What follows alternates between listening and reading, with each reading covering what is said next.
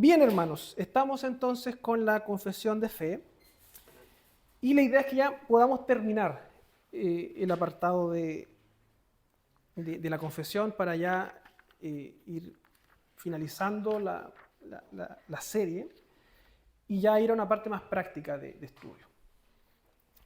Entonces nosotros estábamos viendo lo que son o lo que corresponde a los elementos de la adoración pública, que es el culto a Dios. ¿Cuáles son esos elementos? ¿Alguien podría decirlos? Según la confesión, ¿qué entendemos por estos elementos del culto? ¿Mm? Ya, son parte de, pero es más amplio que eso. ¿Cuáles son los elementos del culto? ¿Ya? Palabra, oración. ¿Ya? ¿Ya? La predicación, los juramentos, sacramentos, lecturas bíblicas. Entonces, esos son los elementos de la adoración. Para que un culto sea culto, tiene que tener eso. El resto da lo mismo, ¿ya? Pero tiene que tener estos elementos que son importantes. Entonces, en el apartado 5, la confesión dice la lectura de las Escrituras con temor reverencial. Ahí está citando Hechos 15:21, Apocalipsis 1:3. La sana predicación, 2 Timoteo 4:2. El escuchar conscientemente la palabra en obediencia a Dios, con entendimiento, fe y reverencia. Ahí están las citas bíblicas, Santiago, Hechos, Hebreos, Mateo, Isaías. El cantar salmos con gracia en el corazón, ¿ya? El cántico, la adoración. Y ya lo hemos conversado de cómo estamos entendiendo esto, de la adoración al Señor a través de la alabanza musical, ¿ya? O lo que es la adoración musical al Señor. ¿Ya? Y también habla de la debida administración y recepción digna de los sacramentos instituidos por Cristo. ¿Cuáles son los sacramentos? Bautismo y Santa Cena. ¿Y? No, matrimonio no. El matrimonio no es sacramento. El matrimonio es una institución universal. No es eclesiológica, por decirlo de alguna forma. ¿Ya? Nosotros damos la bendición, pero nosotros como iglesia no casamos. ¿Ya? ¿Se entiende esa distinción?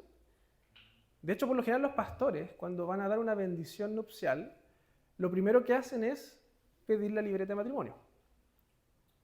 ¿Por qué? Porque el que casa es el Estado, no es la iglesia. ¿Ya? Ya, es una buena precisión, porque la Iglesia Católica Romana sí ve el matrimonio como un sacramento. Nosotros creemos en dos, sí. Confesionalmente, de hecho, la misma confesión también lo va a mencionar. Son solamente dos. Entonces, la administración del bautismo y la Santa Cena. Y aquí viene la pregunta. ¿Dónde se hacen estos sacramentos? ¿En qué circunstancias se hacen? ¿O en qué contexto se hacen? Durante el culto. Suena obvio, ¿cierto? Suena obvio, pero a veces no lo es. Y de hecho hubo toda una discusión en pandemia con respecto a la Santa Cena. No sé si ustedes... Bueno, hubo harta discusión ahí, si era lícito o no que las familias hicieran la Santa Cena en su casa. Y de hecho algunos así lo hicieron, que el padre de familia como cabeza del hogar entendía que era su responsabilidad hacer el sacramento de forma privada en el contexto de su familia. Y generó eso también un poco de revuelo, porque nosotros bíblicamente y también confesionalmente entendemos de que la Santa Cena es un acto público dentro del contexto de la iglesia. Por lo tanto, nosotros no creemos de que uno pueda tomar la Santa Cena de forma privada en la casa. Porque, insisto, los sacramentos son más de forma comunitaria. A veces lo entendemos como algo más personal, como centrado en el yo, pero no, el sacramento tiene esta idea de ser comunitario. Entonces, como la iglesia no se podía reunir en ese momento, lo más lógico era que la iglesia esperara a cuando pudiese reunirse para celebrar la Santa Cena. ¿Hay excepciones? Sí, hay excepciones. De hecho, he sido testigo cuando hay casos de, por ejemplo, hermanos enfermos hermanos enfermos que no pueden asistir a la iglesia. ¿Qué es lo que se hace ahí? El pastor, junto con el consistorio y a veces también los diáconos, de hecho yo también, creo que usted también me acompañó una vez, fuimos y dimos la Santa Cena a un hermano o hermana que estaba enfermo y que en realidad no podía ir a la iglesia. Entonces, en esos casos, es la iglesia la que se mueve a donde está el hermano. Pero normalmente es un acto comunitario, no es que estemos defendiendo esa idea de que si usted no quiere venir a la iglesia, nosotros vamos a ir a su casa a darle la Santa Cena después. No es eso, sino que son casos excepcionales. Cuando hermanos por temas de salud no pueden asistir, ahí nosotros vamos y somos iglesia en su casa. ¿Ya? ¿Sí?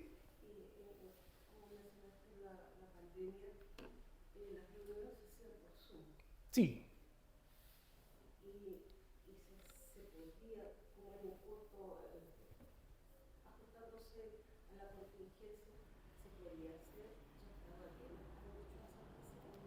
¿Online? O sea, no quiero ser yo el que juzgue eso, pero yo voy a dar mi opinión. Yo creo que no. Porque, insisto, los sacramentos tienen como base esto de la comunión y estar juntos. Claro, no de forma presencial, o sea, estamos justo en el espíritu, claro, no de forma presencial. Yo creo que es debatible. Yo soy más partidario que no. Yo creo que, dado que tenemos la libertad para determinar las fechas de la Santa Cena, la Iglesia puede decir perfectamente, vamos a esperar. Vamos a esperar a que el Señor nos permita estar nuevamente reunidos y ahí participamos de la Santa Cena, porque en realidad, ¿qué es lo que yo creo que se pierde ahí? Este hecho de participar todos de un mismo elemento. En este caso, de un mismo vino que es repartido para todos y de un mismo pan que es repartido para todos. Al final queda como a cada uno en realidad. Y eso también puede servir como un precedente para fomentar un poco el dejarnos y el no ir a la iglesia, porque en realidad yo puedo participar internamente, después veo un video en YouTube cuando se hizo una Santa Cena, llevo yo mi pan, llevo mi vino y participo. A veces suena raro, pero a veces el corazón también nos engaña y podría prestarse para eso. Yo insisto, los sacramentos son actos eclesiológicos que tienen que ver con la comunión de la iglesia y tiene su disfrute, por decirlo, su beneficio cuando estamos juntos, cuando participamos de forma conjunta. ¿Ya? Entonces, y son excepciones, claramente, eso ocurre. Hermano Ramiro. Pero en estas circunstancias que son bien extremas, digamos, me recordaba cuando los hermanos andaban arrancando, cuando eran perseguidos, que había muchas iglesias dentro de la familia en casa. Entonces, se me vino esto a la mente. Por ese tiempo yo creo que están en una circunstancia semejante, yo creo que participar en la Santa Cena, Sí. Sí, el tema es que, claro, cuando pasa de ser iglesia a ser familia lo que lo hace. Yo creo que ahí está la distinción. Porque, claro, se reunían en casa. Habían familias que pasaban sus hogares para que la iglesia se reuniera. Yo creo que no está malo en ese sentido. El tema es cuando lo hacemos de forma privada como familia, no como pensando en el cuerpo de Dios. Yo creo que ahí está la distinción. Sí. Quizás ahí no fui claro con eso, pero ahí apunto yo. ¿Ya? Sí, porque el grupo de personas es iglesia. Claro. O sea, y el concepto de iglesia no está limitado a un templo. O sea, nosotros podemos tener, por decirlo de alguna forma, un retiro espiritual en tal lugar un día y podemos tener la Santa Cena. Porque ahí está la iglesia reunida, no es un tema de lugar. ¿Ya? Buena acotación, hermano Ramiro. Claro, claro, cuando hay una separación ahí. ¿Ya? ¿Sí?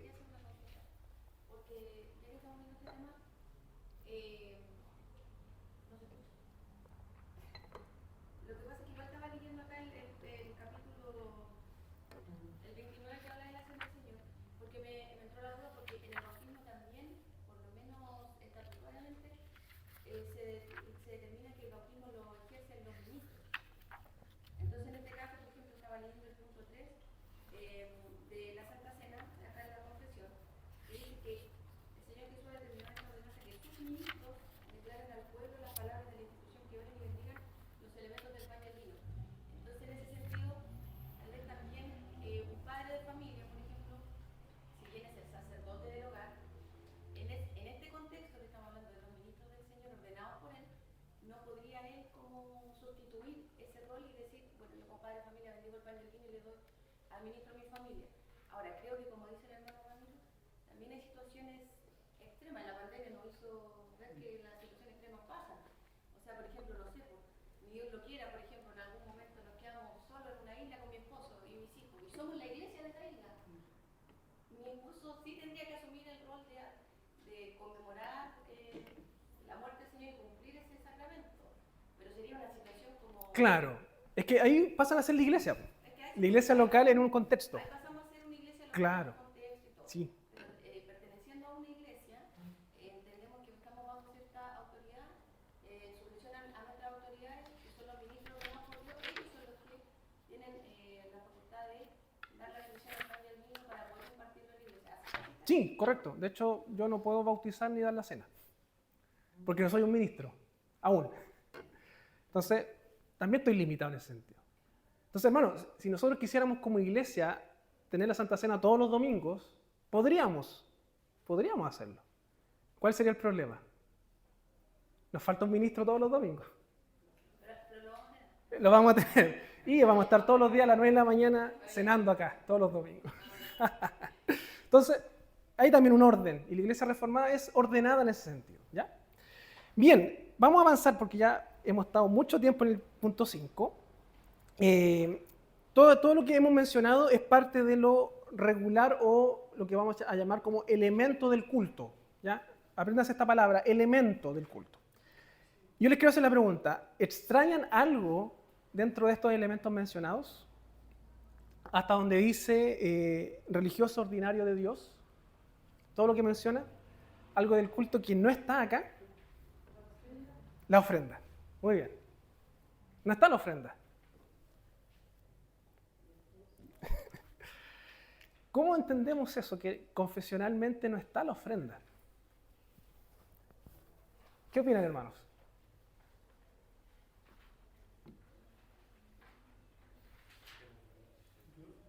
Opino que la ofrenda es importante. ¿Ya? Sí. Felipe. Yo creo que va por el contexto de que el Señor es dueño de todas las cosas. Entonces, si el Señor es dueño de todas las cosas, su divina providencia gobierna nuestras vidas, así como gobierna nuestras vidas, también gobierna nuestros recursos para que podamos contribuir a la obra del Señor en forma monetaria. ¿Ya?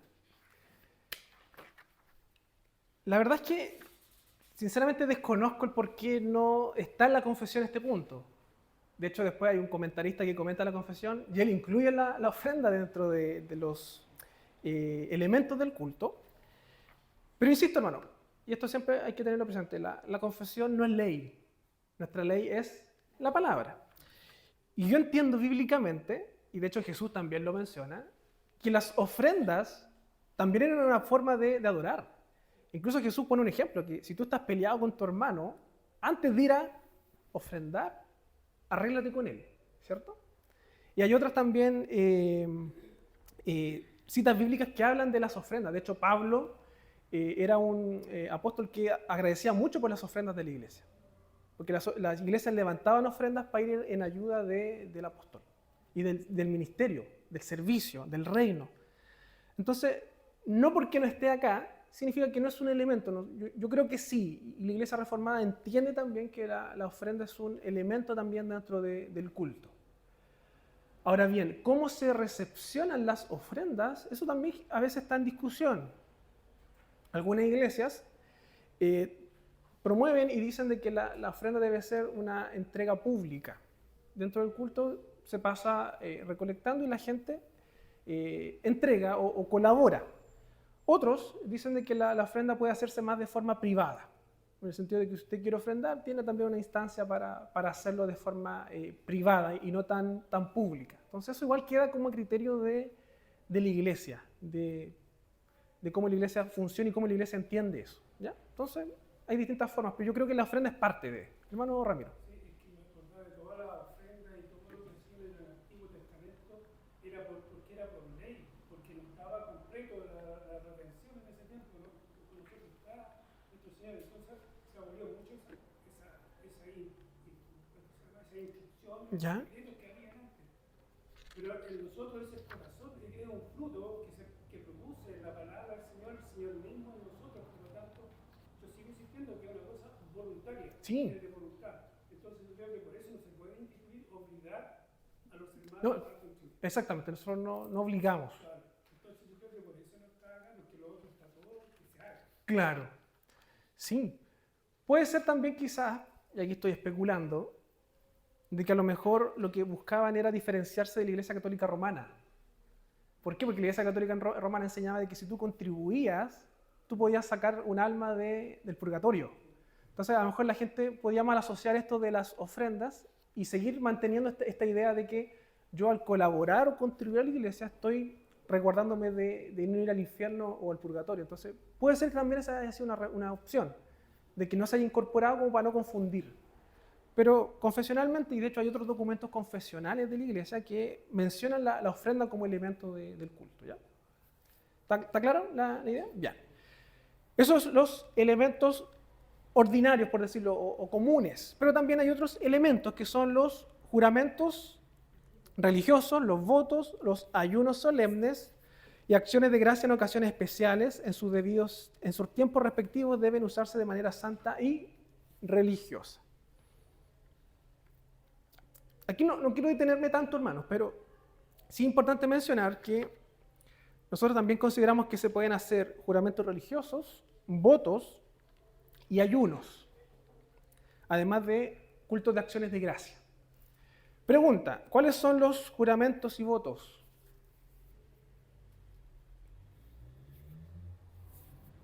¿Cuáles son?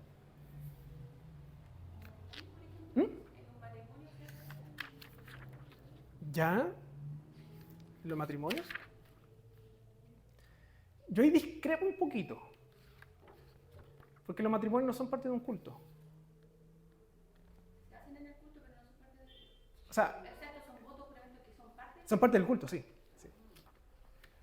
O sea, hay matrimonios que a veces lo hacen como un culto de acción de gracia. De hecho, creo que el mío fue así, sí. Hicimos un culto de acción de gracia, como un culto de adoración al Señor y después la bendición. Pero ¿cuáles son los juramentos o los votos típicos que la Iglesia ve y hace, por lo general?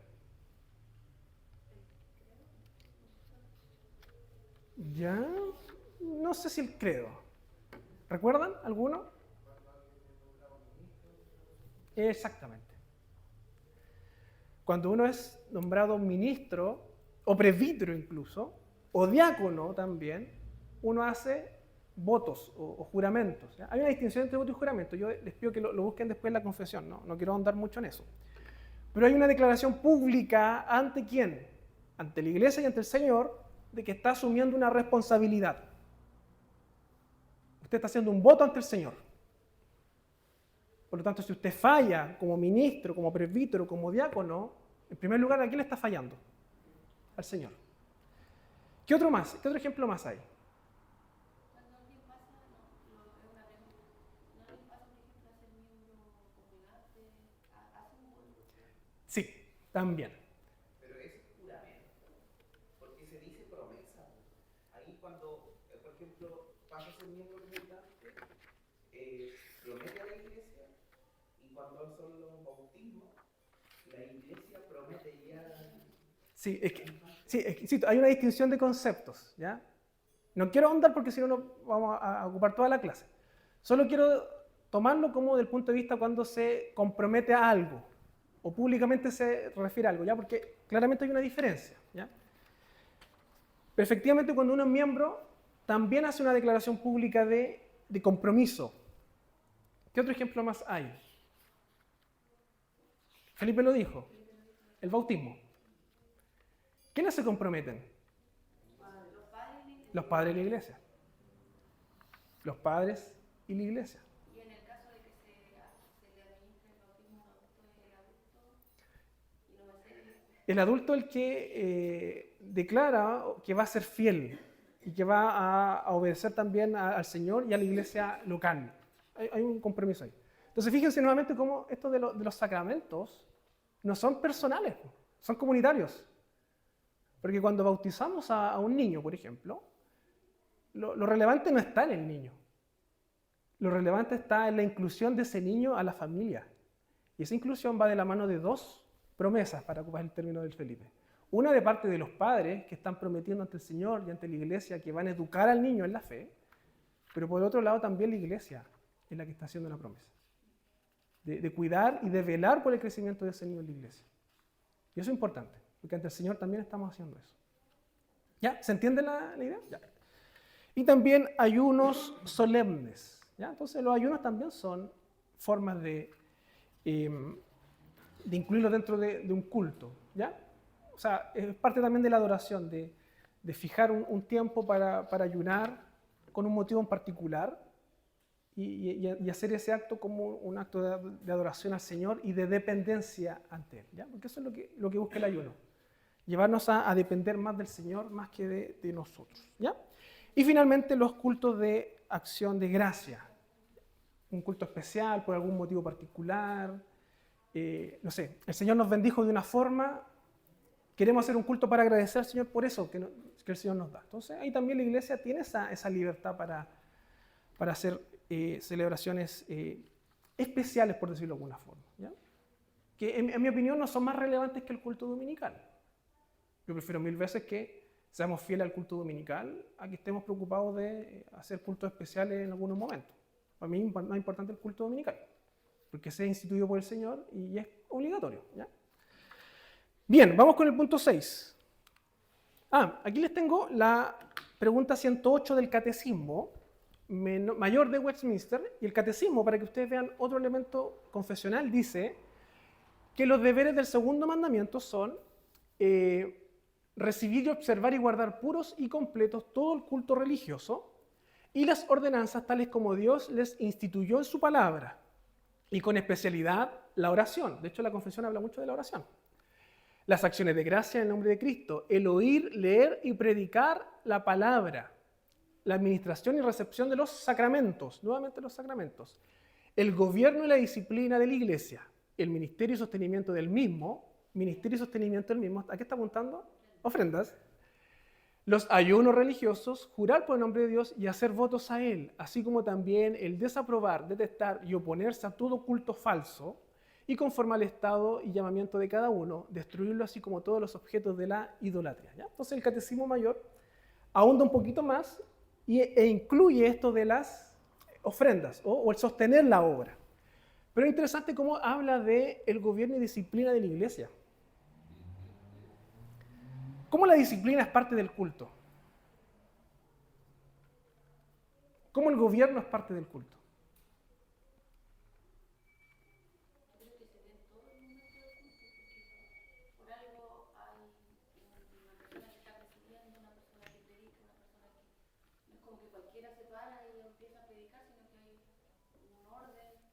¿Ya? Hay un orden, ¿sí? ¿Está bien? ¿Estoy de acuerdo? ¿Hermano Ramiro? Sí, eso, bien. ¿Y la disciplina? Pero la pregunta es, ¿disciplina?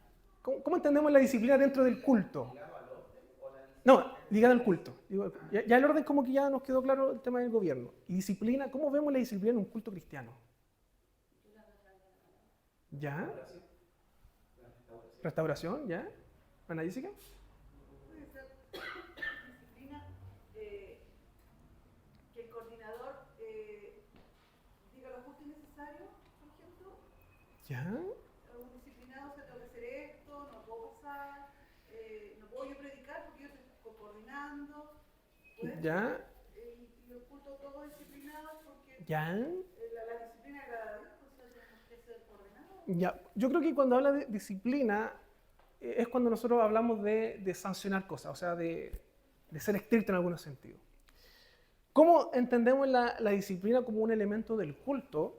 Y aquí quiero ser bien honesto, hermanos, y quiero tampoco ofender, pero yo creo y siento de que no cualquiera puede predicar. No cualquiera está llamado a predicar.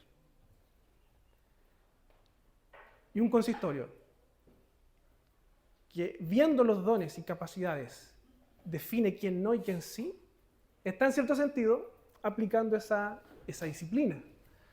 Por otro lado, supongamos un hermano se manda una herejía enorme en un culto y dice que, no sé, que A ver, ¿qué puede decir? De que, no sé qué herejía decir para que no suene feo, pero dice una cosa horrible, que bíblicamente es incorrecta. ¿Qué es lo que tenemos que hacer?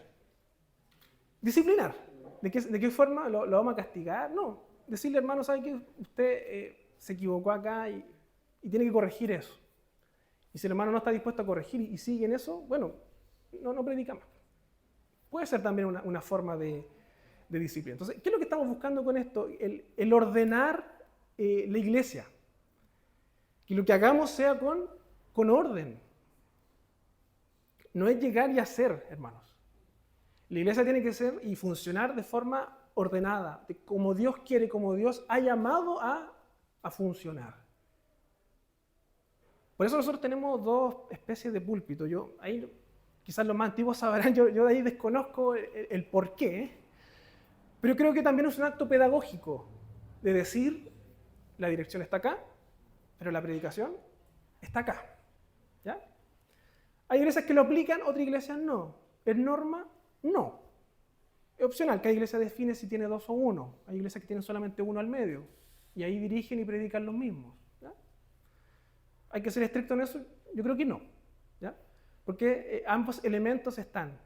La circunstancia es la que cambia. ¿Ya? Entonces, esos son los elementos, hermano. El culto tiene que tener, entonces, la predicación de la palabra, o en sí, mejor dicho, la palabra, que es lo que nosotros estamos viendo, y por ejemplo señala 2 Timoteo 4.2. ¿Alguien tiene 2 Timoteo 4.2 que la pueda buscar? Por otro lado, también escuchar la palabra, no solamente que se predique, sino que usted venga con una disposición de escucharla. El cantar, el adorar al Señor, la administración de los sacramentos, las contribuciones, todo eso es parte del culto regular. ¿Alguien tiene 2 Timoteo 4.2? ¿Sí? Que prediques la palabra, que instes a tiempo y fuera de tiempo, redarguye, reprende, exhorta con toda paciencia y doctrina. Ya, Pablo es enfático en este sentido. A tiempo y fuera de tiempo, o sea, en todo momento, que eso no falte. Por eso es importante la palabra, hermanos. Cuando dejemos de predicar la palabra, vamos a dejar de estar adorando al Señor. Y el Señor nos va a disciplinar.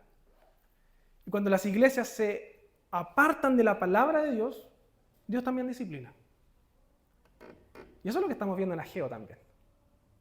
Cuando el pueblo se apartó del Señor, cuando lo cambió de prioridad, vieron las consecuencias de eso. El Señor también hace disciplina con respecto a ese punto. ¿Ya? ¿Se entiende la idea, hermanos? Bien. Vamos con el 6º punto. Ya, y con esto vamos a ir cerrando, hermanos, porque tenemos que cerrar este punto hoy día. Voy a leer. Dice así. Ahora bajo el Evangelio, cuando dice ahora bajo el Evangelio, lo que está haciendo referencia es a las dispensaciones. Dispensación del Antiguo Testamento, dispensación del Nuevo Testamento. Y cuando habla de Evangelio está hablando de la nueva dispensación, nuevo pacto. ¿Ya? Ni la oración ni ninguna otra parte del culto religioso están limitados a un lugar, ni son más o menos aceptables por razón de las personas que las dirigen. Juan 4.21, que alguien lo busque mientras. Sino que Dios debe ser adorado en todas partes. Malaquías 1.11 y 1 Timoteo 2.8. En espíritu y en verdad. Ya, el que encontró Juan 4 va a leer del 21 al 24. ¿Ya? Tanto en lo privado, entre las familias, diariamente, y en lo secreto cada uno por sí mismo. Como de una manera más solemne las reuniones públicas, que no deben descuidarse, ni dejarse u olvidarse voluntariamente cuando Dios por su palabra y providencia nos llama a ellas. Y alguien va a buscar Hechos 2.42. ¿Ya?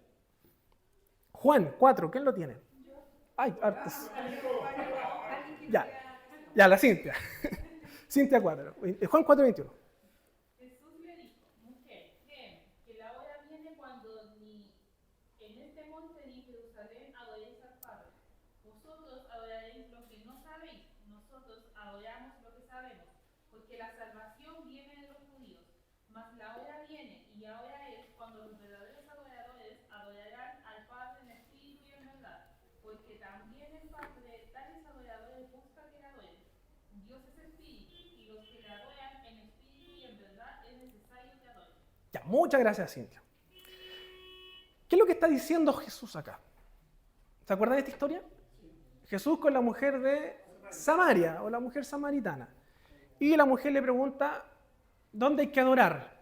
¿Ya? Porque ella le dice a Jesús, que era básicamente el representante de los judíos, porque ella era de Samaria, le dice, bueno, ustedes dicen que hay que adorar en tal lugar y nosotros, por tradición, creemos que hay que hacerlo en este otro lado.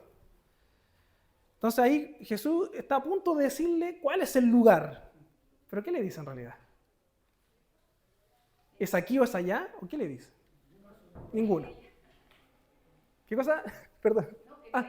Ni ahí ni allá. Claro, ni aquí donde creen los samaritanos, ni en Jerusalén. ¿Por qué? Aquí este es el elemento clave. Que la adoración es, en esencia, espiritual. En todo lugar. No está limitada a un templo físico.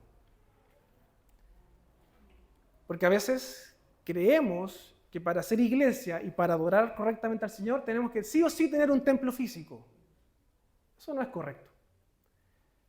La adoración en la nueva dispensación, por decirlo de alguna forma, es espiritual. Por tanto, más que centrarnos a veces en las cosas físicas, tenemos que centrarnos en el corazón. ¿Con qué disposición estamos adorando al Señor? ¿De qué manera estamos viniendo acá? ¿Qué es lo importante para nosotros? ¿Adorar al Señor realmente en espíritu y en verdad? O sea, esa adoración que nace del alma y que está cimentada y fundamentada en un conocimiento real de la palabra, espíritu y en verdad. ¿O nuestra adoración está en lo físico, en lo terrenal, en la construcción, en cuán bonita está la construcción, en cuán adornada está la construcción, en cuáles tradiciones estamos siguiendo para que adoremos al Señor? Hermano, nuestra adoración es espiritual, en espíritu y en verdad, y no a través de elementos. Y por otro lado, además del culto público, que es el domingo, sabemos de que usted tiene que adorar al Señor en lo privado, con su familia. ¿Cuándo fue la última vez, hermanos, que usted oró junto con su familia?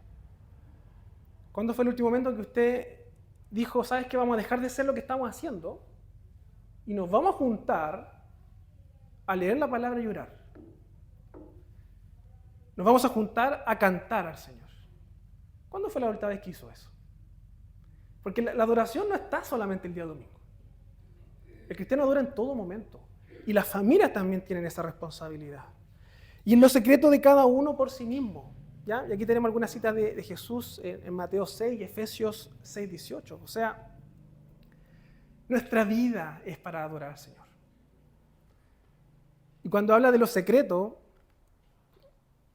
es importante esa palabra porque ¿quién conoce los secretos de nosotros? El Señor y nosotros. Lo público es fácil de manipular. Lo público es fácil de hacer de que el resto nos vea lo que queremos que nos vea. Pero en lo privado, ¿estamos siendo diligentes y celosos con el Señor en lo privado, en el día a día? ¿O solamente eso lo hacemos cuando estamos acá y todos nos ven? Ahí también somos llamados a analizar también nuestra adoración.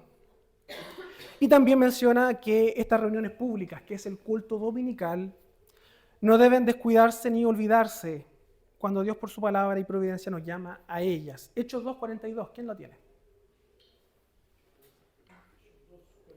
¿Sí? Y perseveraban en la doctrina de los apóstoles, en la comunión unos con otros, en el partimiento del pan y en las oraciones.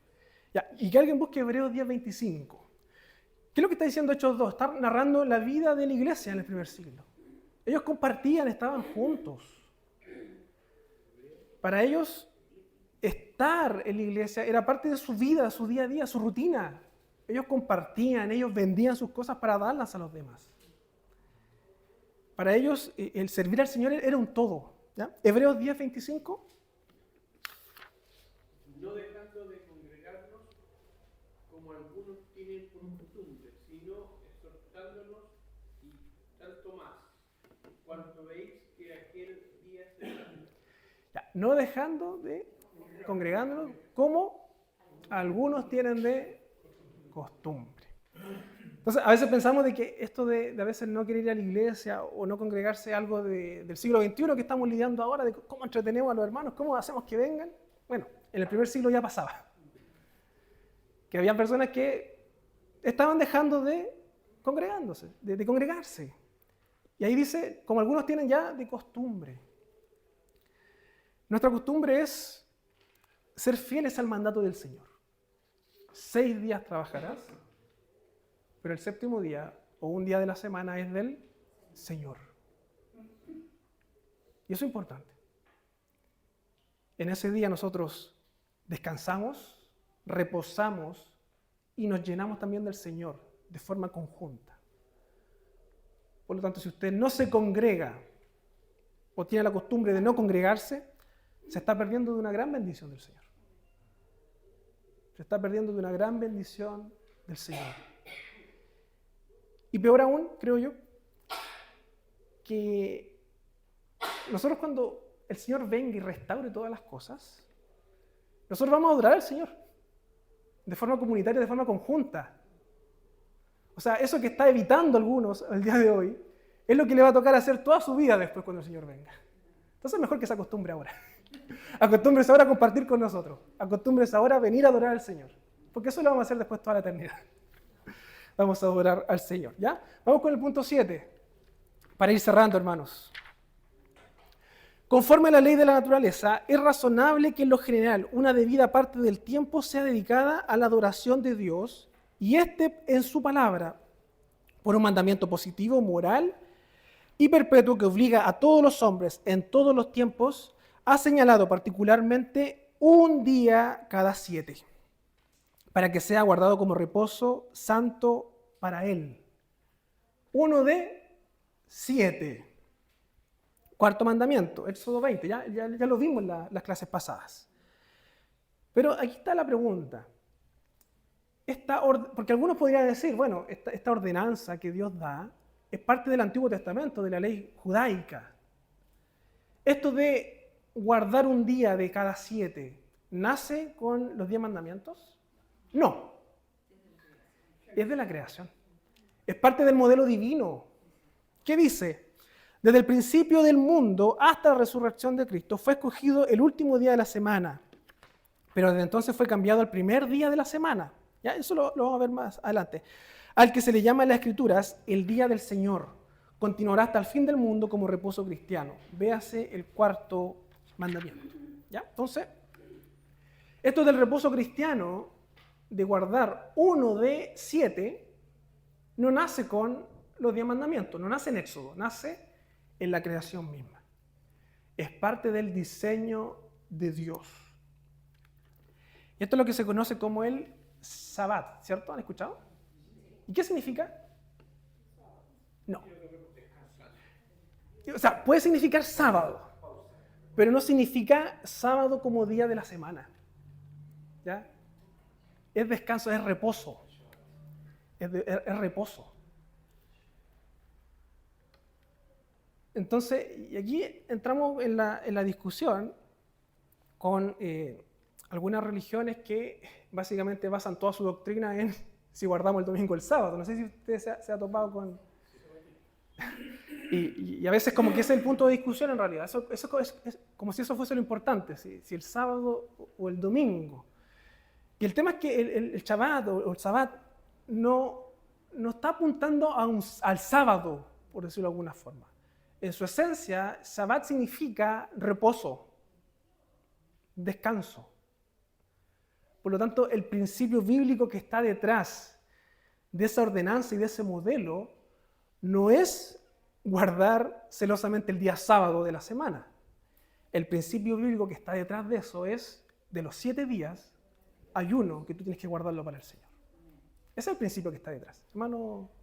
Sí, eso es bien controversial y yo lo he oído durante mucho tiempo como dice bien hermano, con otras denominaciones.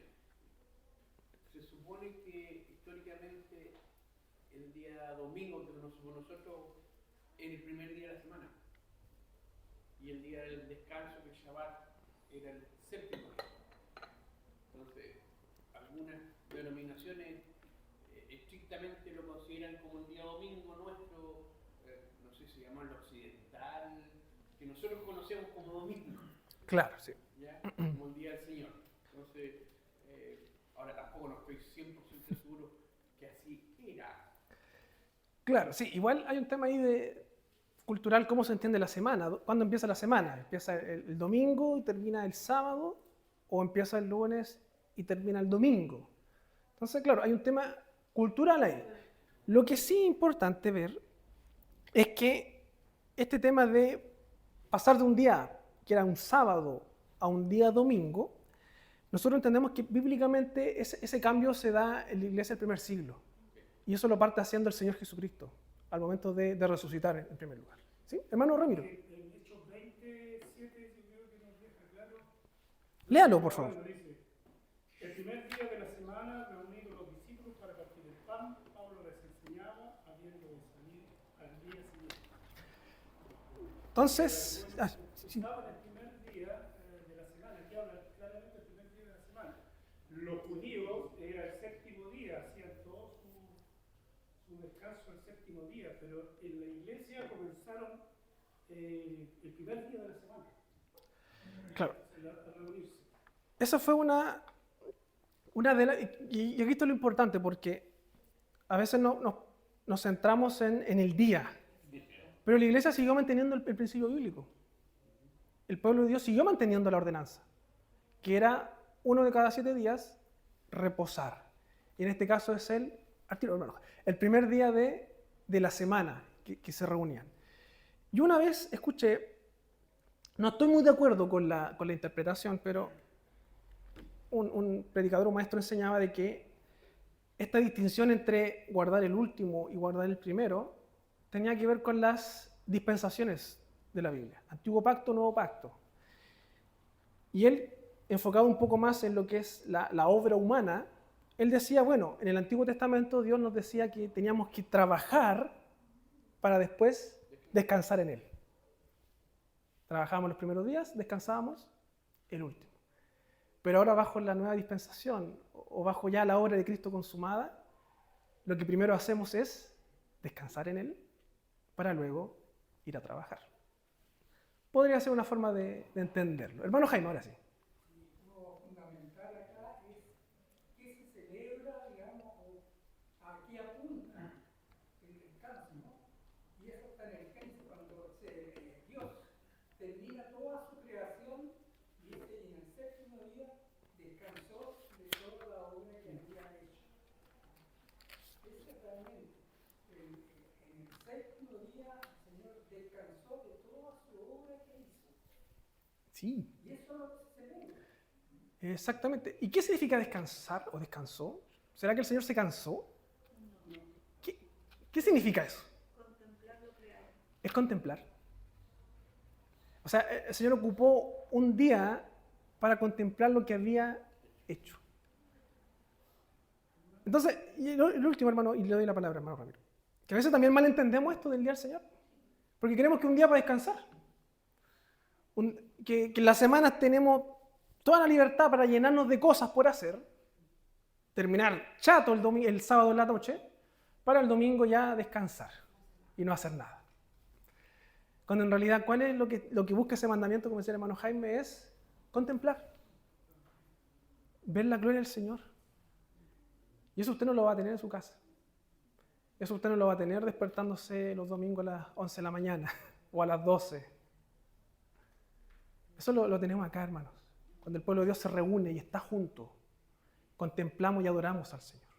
¿Sí? Dice acá igual en la confesión de que es un día que apartamos para el Señor, que debemos tener todos nuestros asuntos arreglados. Y tomando el ejemplo que usted daba recién, que es como que nos recargamos la semana y como que ese día es el que nos sobra y que debiera ser todo lo contrario, sino que estar toda la semana apuntando a que viene el día domingo, que es el día para el Señor, al día que vamos a su templo, que tenemos que ser imprescindible, pero que hay un lugar, por lo tanto, ahí vamos físicamente, pero que lo que vamos es algo más trascendente, que es ir a hacer lo que Él nos pide, como decía Génesis, ir a contemplarlo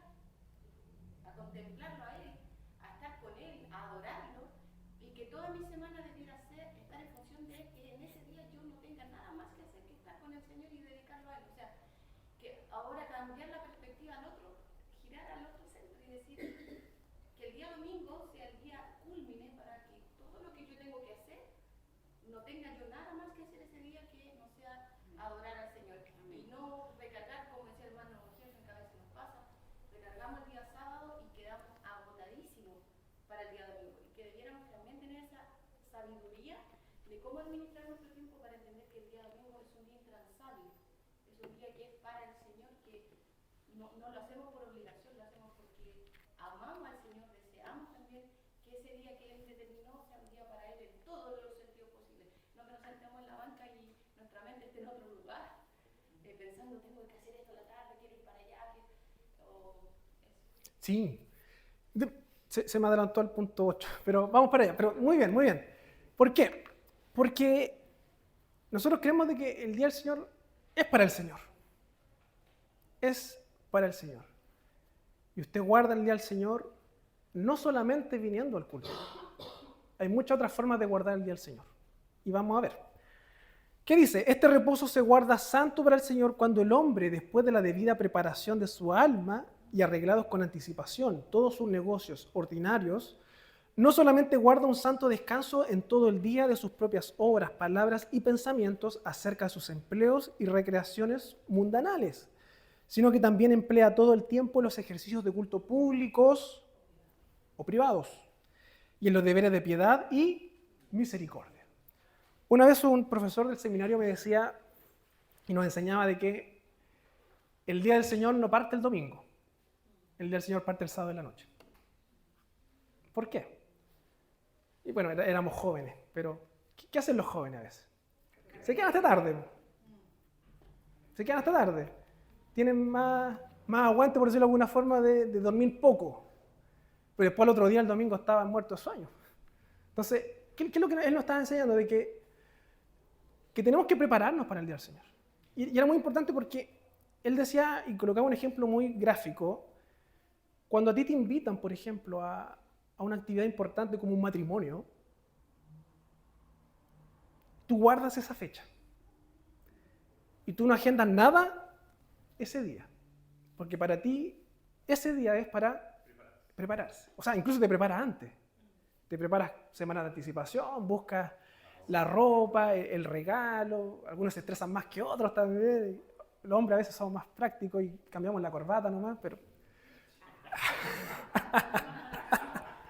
Pero a veces nos preparamos, ¿por cierto? Sí, pues sí, nos preparamos con tiempo. Y con el día del Señor a veces como que no es tan así. Pues. ¿Nos estamos preparando con tiempo?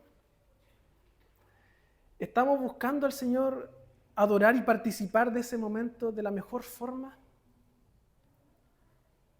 ¿Estamos dejando ese día para el Señor?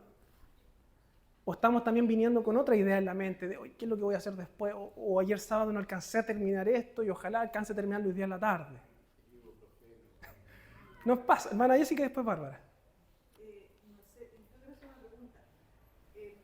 Cuando uno viene a la iglesia el día domingo, bueno, en otras iglesias los hombres van con su terno, con su corbatita, las mujeres vienen elegantitas, todo. Entonces, mi pregunta es, ¿la iglesia presbiteriana también cumple con esos cánones de vestimenta o no? Porque supone que uno también tiene que venir a la iglesia con la mejor ropita, bien vestidita, porque viene a alabar al Señor. Mi Ya, pregunta es esa. comprendo muy bien la pregunta. Y me siento interpelado también. Porque también uno puede decir, no, pero si yo veo al Señor como yo voy, pero... Sí. Pero el Señor mira mi corazón. Sí. Pero igual uno tiene que andar bien presentable porque para que el resto de afuera te vea que tú eres una persona hijo de Dios y Dios te bendice. Yo voy a dar mi opinión y si alguno está en desacuerdo, le doy la oportunidad de que después me rebata. ¿Ya? Yo honestamente creo que la ropa no es tema. Yo creo que la ropa no es tema. Lo que sí nosotros hacemos y tendemos a preocuparnos, pero que tampoco es relevante, pero siempre lo hacemos, tiene que ver con el contexto en el cual estamos. ¿Ya? nosotros en Linares estamos en un contexto que es muy evangélico, por decirlo de alguna forma. ¿Ya?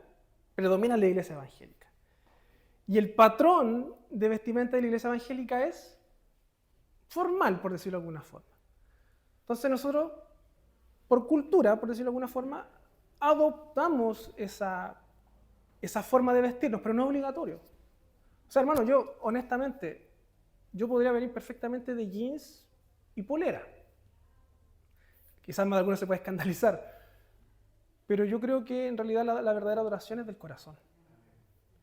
Y yo puedo venir con terno y corbata y estar mi corazón apartado del Señor, como puedo venir con jeans y polera y tener un corazón rendido al Señor. ¿Qué es lo que importa? ¿El corazón o la vestimenta? El corazón. Pero déjeme terminar. Entonces, va a depender de las iglesias. Hay iglesias, por ejemplo, Iglesia 1. ¿Conocen Iglesia 1? Sí. Iglesia 1 es una iglesia que está en el barrio Las Tarrias o barrio universitario de Santiago. Está ahora Corrígeme. en la primera iglesia presbiteriana de Santiago, Ya. donde estaba Connie.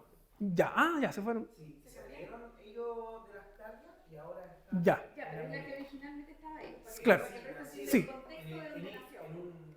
en el restaurante, después se pasaron a Ictus, al teatro Ictus, y ahora ya están Ya. en la primera. ya, exacto.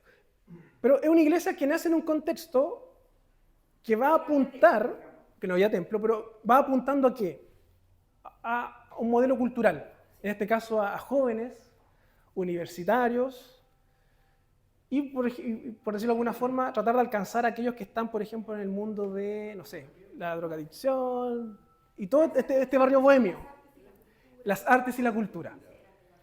Y esa es una iglesia que funciona así, y no quiero decir que sea exitosa, pero le ha ido bien en la forma de trabajo, tienen 2 pastores incluso al día de hoy, y está sirviendo y trabajando al Señor.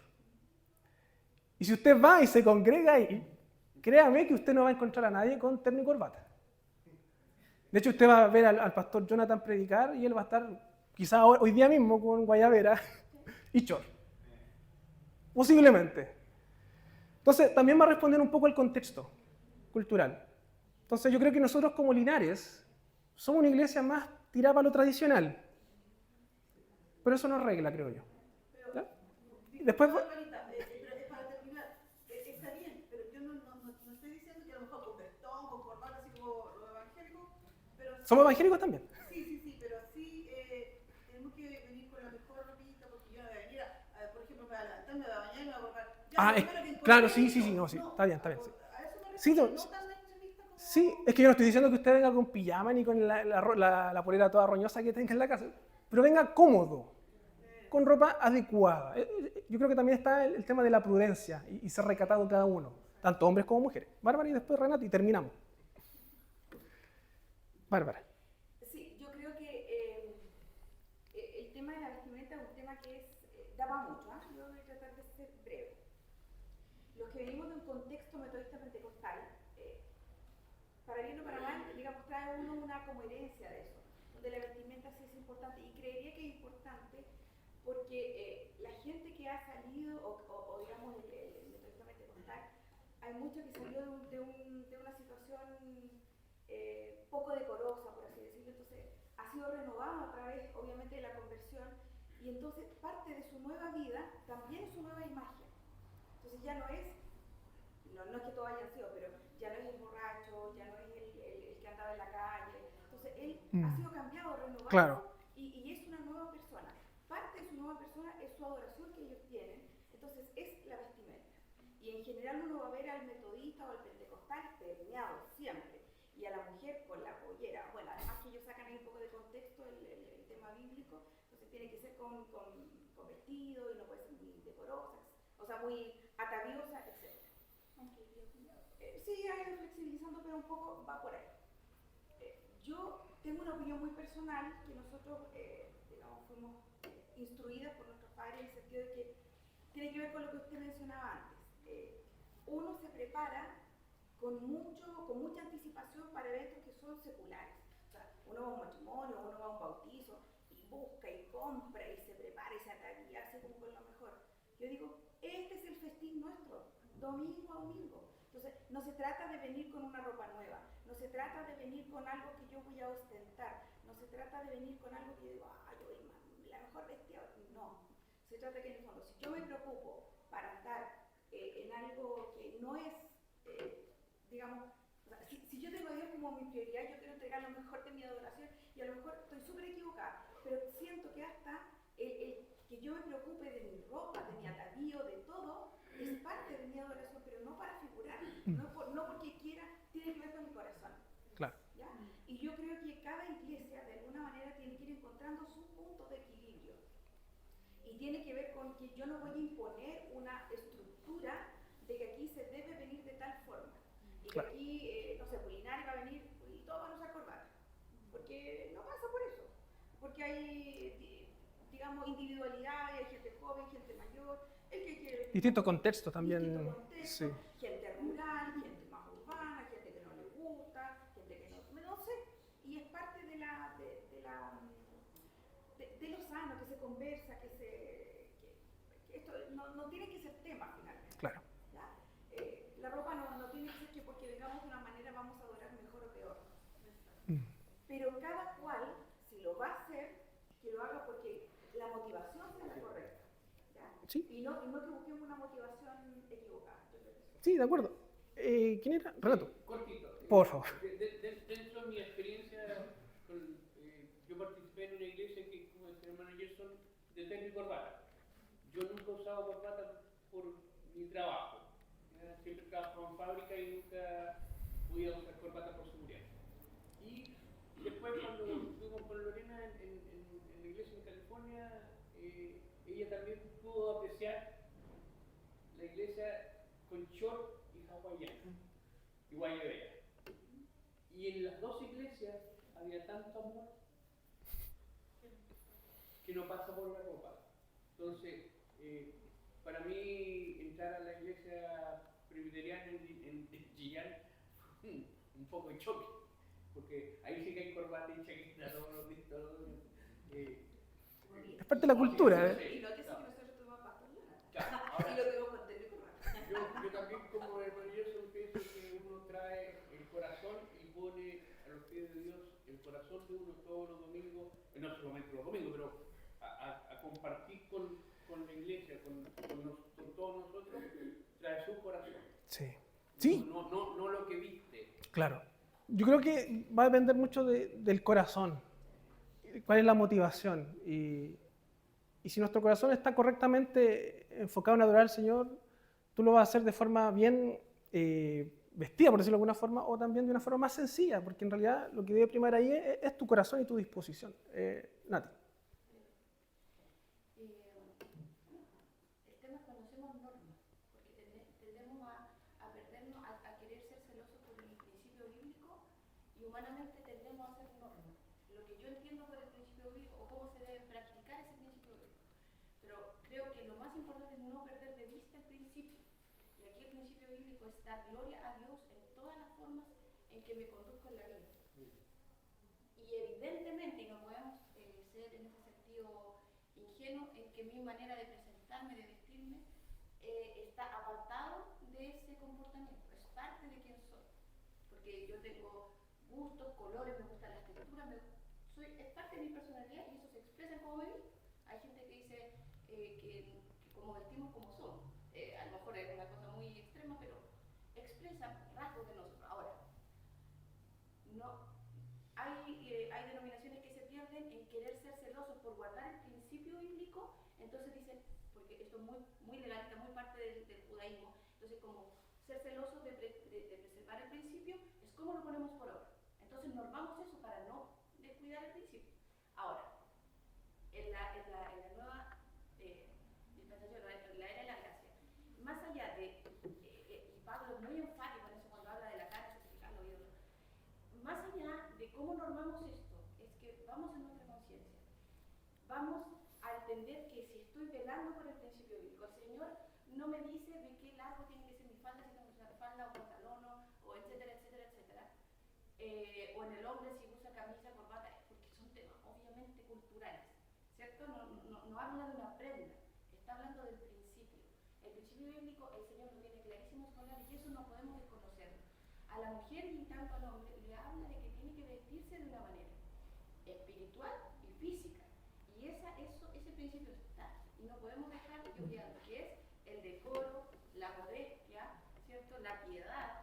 A las mujeres nos habla el apóstol Pablo un poquitito más de eso, porque evidentemente tenemos una tendencia, ¿cierto?, a lo estético, a la belleza. Dios nos hizo con esa no es una debilidad, es una virtud de embellecer, ¿cierto?, todo, y entre eso nos embellecemos nosotros mismos. Pero el apóstol nos llama a que nuestro ornato, que nuestra orden, nuestra belleza tiene que ser a la que tenemos que darle más énfasis a lo interior. Entonces, no nos perdamos del principio que es darle gloria al Señor en todo lo que nosotros somos y también cuidarnos de nuestro corazón. Porque se ha repetido esa frase mucho, claro, la entiendo en su contexto que estamos hablando de que cuál es la intención de nuestro corazón, pero por lo menos el mío, y a la luz de la palabra, mi corazón es perverso, inclinado al mal, y solamente Dios lo conoce. Entonces, mi deseo es que el Señor someta este corazón perverso, inclinado a lo malo, a su principio, a su deseo, y que todo lo que soy yo, desde lo visible a lo invisible, le dé gloria al Señor. Y si es pollera, si es pantalón, si es camisa, si es corbata, son cosas externas demasiado, pero no nos perdamos del principio. Ya sea que vengamos con chor, con polera, con camisa, con corbata, que eso glorifica al Señor y cumple el principio bíblico del decoro, de la piedad, de la pureza, eso. Sí, sí. Ya, vamos a dejarlo hasta acá, hermanos. Estamos muy pasados. Pero lo importante de esta conversación que hemos tenido, que esto nos va a introducir a lo que vamos a ver ya la próxima semana, sí o sí, que tiene que ver con los elementos y las circunstancias. ¿Ya? Esto es muy con respecto a eso, de los elementos y las circunstancias. Nosotros ya hemos quedado bien capacitados en lo que es los elementos, cuáles son las cosas esenciales. Ahora, ¿cómo ponemos en práctica esos elementos? Y eso es lo que se conoce como circunstancias de la adoración. Y eso es lo que vamos a ver en la próxima clase. Están todos bienvenidos. ¿Ya? Oremos para pasar al coffee. Señor, te damos gracias porque a través de tu palabra también, Señor, tú nos muestras qué es lo que quieres de nosotros. Ahora, Señor, te pedimos que sigas formando en nuestro corazón este deseo, este anhelo de querer adorarte con un corazón rendido, Señor. Con un corazón humillado, con un corazón que reconoce que te necesita a ti, Señor. Te pedimos, Señor, que de principio a fin tú nos ayudes para poder buscarte de la mejor forma, de esa forma íntegra, para adorarte con un corazón humillado y dispuesto, en espíritu y en verdad, Señor, bajo tu palabra. Ayúdanos, Señor, en este camino para seguir reflexionando en torno a cómo te estamos adorando, Señor. Si lo estamos haciendo correctamente, o nuestras motivaciones son incorrectas. Corrígenos, Señor, porque lo que queremos y buscamos es serte fieles a ti. Es ser esos adoradores que tú andas buscando, Señor, en espíritu y en verdad. Te pedimos todo esto en el nombre de Jesucristo. Amén.